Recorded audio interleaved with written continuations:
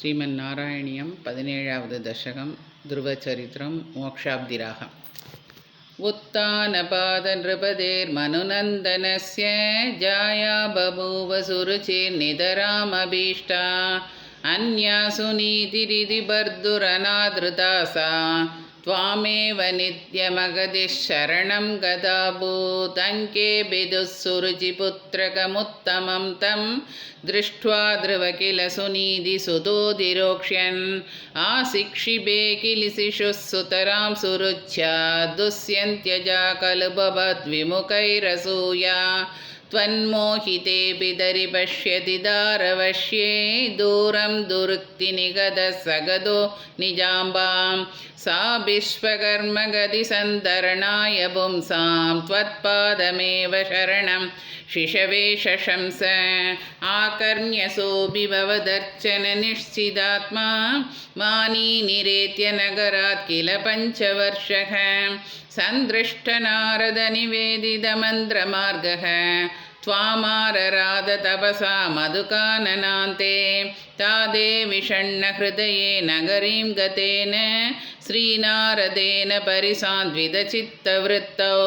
बालस्त्वदर्पितमनाक्रमवर्धितेन निन्ये कठोरतपसा किल पञ्चमासान् तावत्तपोबलनिरुच्छ्वसिते दिगन्ते देवार्तितस्त्वमुदयत्करुणार्द्रचेताः त्वत्रूपचित्रसनिलीनमदे पुरस्ताताविर्बभूविद विभो गरुडाधिरूढः त्वद्दर्शनप्रमदभारतरङ्गितं तं दृक्भ्यां निमग्नमिव रूप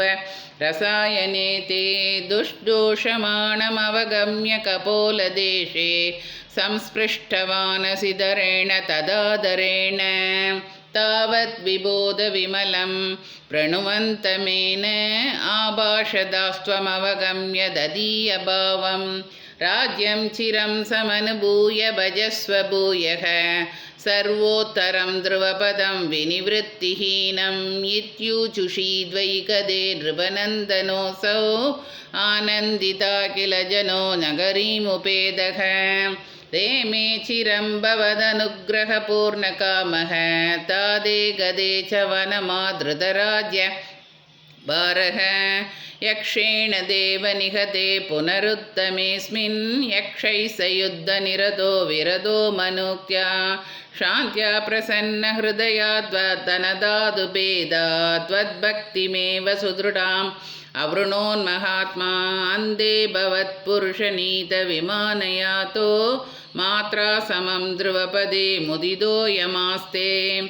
एवं सभृत्य जनपालनलोलदेस्त्वं वातालयाधिपनिरुन्धि ममामयौगान् श्रीहरये नमः।